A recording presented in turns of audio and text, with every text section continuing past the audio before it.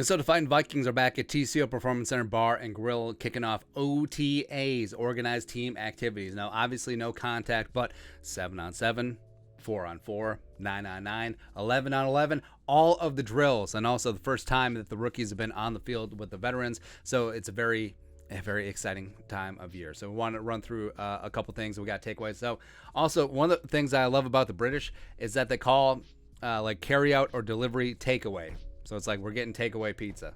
Also, as Chinese restaurants are prevalent in the United States, Indian restaurants are prevalent in the UK, which is something I love. Which, are we going to go to the Saints game and get some Indian? Get some takeaway Indian food? That'd be fantastic. I'm thinking about it. It's going to be spendy, but I'm thinking about it. It's a once-in-a-lifetime thing. Well, once in a every 5 years thing. Anyway, so Andrew Kramer, Star Tribune, go. Notes from observing Vikings OTA number 2, first open to reporters. Smith Jr., tight end, knee, did rehab on the side, also ran some routes in 11-on-11 work, so it's good to see. Kevin O'Connell did mention that they are going to work him back slowly, but, I mean, who else do we have besides Irv? Nick Muse, your company's computer guy. He's going to fix your computer, and then he's going to make fun of you. Is that what we got? Great. Jesse Davis, Chris Reed rotated series at right guard. So, something that I had thought was like, hey, Chris Reed coming in. He was great as a fill-in last year for Quentin Nelson for the Colts.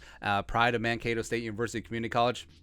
Nailed it. As well as Jesse Davis, some of his best football at guard, not so much at tackle. I think that right away in OTAs, like the veterans are always going to get the time of day. Where I would actually be pissed off if they just gave jobs to rookies, which they obviously did not here. They won't at the start of training camp. And to a degree, you can take it too far. Because what was it? Marvin Lewis, where Marvin Lewis of the Bengals, where they gave the rookies just blank orange helmets, and you have to earn your stripes, literally. So and then they got the Bengals stripes, which is so stupid. Or, I mean, Zimmer literally not giving the time of day to young players. You can certainly go too far, but there does need to be a pecking order, a hierarchy coming in. Ties should go to the veterans to start, and then eventually the young guys will overcome and overtake because eventually talent wins out. Eric Hendricks just watching, no big deal. It's OTAs. Also, these are voluntary, so they don't even have to be there. A lot of the guys do have, a lot of the veterans on large deals do have decent workout bonuses. So, I mean, come on, get your pump on, bro. You get 100 dimes. Just for nothing. Yeah, Harrison Smith not there after the birth of his first child. Congratulations. Love it. Kramer continued. Defensive tackle Armand for Watts starting 5-tech in the base defense alongside nose tackle Phillips and defensive tackle Tomlin on the side. Ooh, I love that, man. So the Vikings are shifting to a 3-4 and odd front. And we talked about there's a lot of guys who could fill those 5-tech roles, but if they want to go beefy, we have the meats on the inside. Phillips at the nose, Diesel Dalvin at a 5-tech, and then Armand for Watts on the other 5-tech. Love it. I love it, man. Also, what's interesting is that all three of those guys could play the nose in different packages as well. But then you look around, you got Patrick Jones, you have Otomehu, you have Jumpin' James Lynch. A bunch of these guys could fill that 5-tech role. I mean, Daniil could also play it in certain situations as well, but he's standing up. He's standing up.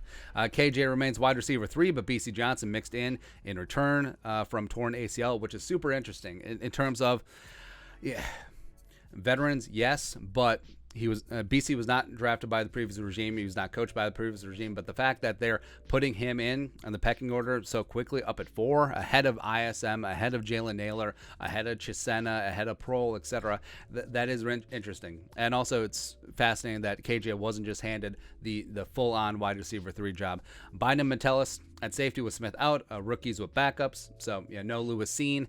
Bynum was going to be in the mix anyways, but, Metellus over Seen. Noteworthy. Well, actually not, since it's OTAs. Bradbury full-time starting center with the starting offense. That was expected. Chad Graff. Athletic, go. A cool new addition to Vikings practices is this massive outdoor TV. It shows the all-22 view of the most recent drill play on loop and lets coaches and players study in real time. The Rams do it. That's where Kevin O'Connell got the idea. Edit. Kevin O'Connell had the idea with the Rams, and then the Rams stole it. That's right. Intellectual property. IP theft by employer. But now this is really cool, and it does go into the hey, The Wilfs are great owners because they hire good people and get out of the way. Sometimes they can become too not attached, where if they were in the building every single day, they would have sensed the tension between Zimmer and Spielman, which led to the downfall of the Vikings over the last 2 years. But things like this. Not every NFL team will shell out the money. It's like, hey, you want a giant TV screen outside? Shut up. No, we don't need it. Like how the Bengals don't even have an indoor practice facility. They're going to build one. I mean, the Bengals are getting plaudits. It's like, hey, oh, you did so good. You're building an indoor practice facility. Meanwhile, all other 32 teams do have one. All other 31 teams do have one. It's so stupid. But, yeah, spending money, getting the giant TV, just another learning tool for the Vikings to use. Love it. Absolutely adore it, man. Also, this is a great flex. But every single suburban dad's like really excited. It's like, hey, I hung a 55-inch TV above my outdoor bar. And then Kevin O'Connell's like, hold my beer. That's right. That's right, man. Chad Graff continues. Notes from first, some of these are repeats. Jesse Davis, Chris Reed retaining at starting right guard. Yeah. And so no Ed Ingram, no Wyatt Davis, no XYZ. Sure. Nothing handed to rookies. Seen and Ingram both with backups, which is good. Also, it's noteworthy that Ingram was working with the second team offensive line. BC Johnson back from ACL tear as wide receiver 4, and Irv Smith Jr. ran some routes. We already covered that.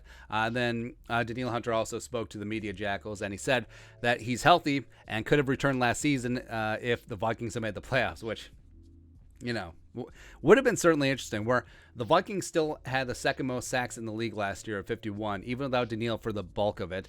And the fact that he could have returned from that torn pec injury, which he had surgery on, and that would have been really interesting. The Vikings had somehow snuck into the playoffs, and then they got one of the best edge rushers in the game back. But either way, it didn't work out. And Daniil is back. He's healthy. Zadarius Smith is back. He's healthy. The Vikings will have two of the best edge rushers in the game. And that new defense, man, stopping the run, all up in your face, get you in 3rd and long. We're pinning back our ears. Platoon getting after it. We after that ass. Doesn't rhyme. Maybe it's a haiku. Don't really know.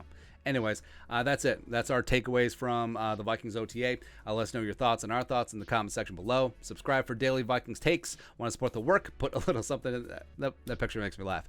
Anyway, Skull production value.